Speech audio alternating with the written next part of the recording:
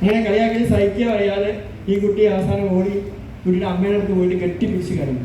അമ്മ കുട്ടീനെ സമാധാനിപ്പിക്കും, സാറില്ല മോനെ പോട്ടെ. ഒരു കളിസ്ഥലത്ത് പോലും പോകാൻ പറ്റില്ല. കൂട്ടുകാരെ കൂടി കളിയാക്കും, ഒന്നും പറയാൻ പറ്റില്ല. പറയുമ്പോഴേക്ക് കൊഞ്ഞെന്നും നിൽക്കുന്നൊക്കെ പറഞ്ഞ് കളിയാക്കും. അങ്ങനെ ആ കുട്ടിയുടെ എന്താ പറയുക ബാല്യകാലം എന്ന് പറയുന്നത് വേദനകളുടെ ഒരു കാലമാണ്. ഒരു അന്തർമുഖമായി, അന്തർമുഖം എന്ന് പറയുന്നത് സമൂഹത്തിന്റെ മുന്നിലേക്ക് അവൻ പോവില്ല.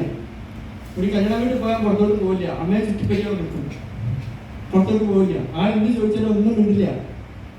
ഇങ്ങനെ ഈ കുട്ടി വളരെ പ്രയാസത്തോടു കൂടി മുന്നോട്ട് പോവുകയാണ്. അങ്ങനെ സ്കൂളിലെ ഹൈസ്കൂൾ വിദ്യാഭ്യാസ കാലഘട്ടത്തിൽ ഹൈസ്കൂളിന്റെ സമയത്ത് തന്നെയാണ് അവസ്ഥ. സംസാരം ക്ലിയർ ആയിട്ടില്ല, സംസാരിക്കുന്ന ആൾക്ക് മനസ്സിലാവുന്നില്ല, കൂട്ടുകാരെ കളിയാക്കൊണ്ടിരിക്കുകയാണ്. അങ്ങനെ ആ സ്കൂൾ വിദ്യാഭ്യാസ കാലത്ത് ആ കുട്ടി ഒരു മലയാള ഉപന്യാസം എഴുതി. ആ ഉപന്യാസം എഴുതിയാൽ മതില്ല, പറയേണ്ട ആവശ്യമില്ല. ആ ഉപന്യാസം എഴുതി, ആ ഉപന്യാസം വായിച്ച മലയാളം ഭാഷ പറഞ്ഞു. ആ കുട്ടീനെ വിളിച്ചിട്ട് പറഞ്ഞു, എടാ നിനക്ക് സംസാരിക്കാൻ പറ്റും, നീ ഒന്ന് ട്രൈ ചെയ്ത് നോക്ക്, നല്ല ലാംഗ്വേജ് ഉണ്ട് നിന്റെ മനസ്സിൽ, നിന്റെ ഉള്ളിൽ നല്ല ഭാഷയുണ്ട്, നീ വിചാരിച്ചാൽ വേണമെങ്കിൽ നിനക്ക് എന്ത് ചെയ്യാം, സംസാരിക്കാൻ പറ്റും. അന്ന് ആ കുട്ടിക്ക് ഒരു കോൺഫിഡൻസ് കിട്ടി. കാരണം ജീവിതത്തിൽ ആദ്യമായിട്ടാണ് ഒരാള് ആ കുട്ടിയുടെ മുഖത്ത് നോക്കിയിട്ട് എന്ന് പറയുന്നത് നിനക്ക് പറ്റും എന്ന് പറയുന്നു.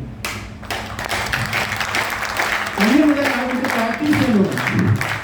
ഹലോ, വീണ്ടും അടച്ചിട്ടിട്ട് കണ്ണാടിയുടെ മുന്നിൽ നിന്നോട് സംസാരിക്കാൻ തുടങ്ങി. കടപ്പുറത്ത് പോയതിന്റെ ഉറക്കെ സംസാരിക്കാൻ തുടങ്ങി. ആരും കേൾക്കുന്നില്ല, കടപ്പുറത്ത് പോയി അങ്ങനെ സൗണ്ട് കേൾക്കില്ല.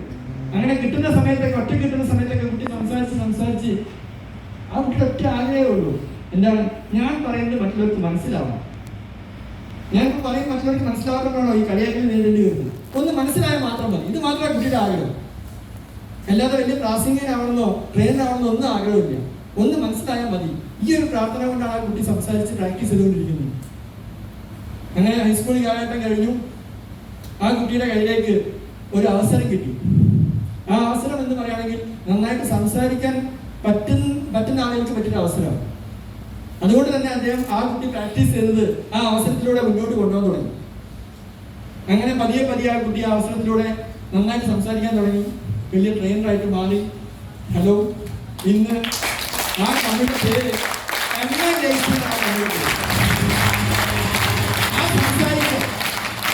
സംസാര ശേഷി ഇല്ലാത്ത ഒരു കുട്ടിയാണ് ഇന്ന് നിങ്ങളുടെ മുന്നിൽ നാഷണൽ ടീം കോർഡിനേറ്ററായിട്ട് ഒരു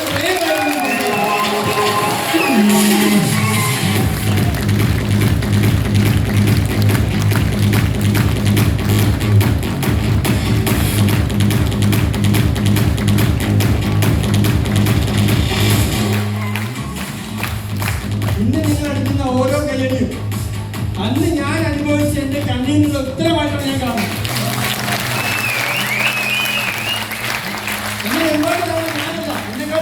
കൂടുതൽ പ്രാർത്ഥിച്ച എന്റെ മാതാപിതാക്കളാണ്, എന്റെ അച്ഛനും പ്രാർത്ഥിച്ചിരുന്നു. എന്റെ മകൻ സംസാരിക്കുന്നത് മര്യാദയ്ക്ക് മറ്റുള്ളവർക്ക് മനസ്സിലായാൽ മതി, അതിനുവേണ്ടി ഒരുപാട് പ്രാർത്ഥിച്ചിരുന്നു. അതിന്റെ ഫലമാണ് ഞാൻ നിങ്ങളെ മുന്നിൽ നിന്ന് സംസാരിക്കുന്നത്.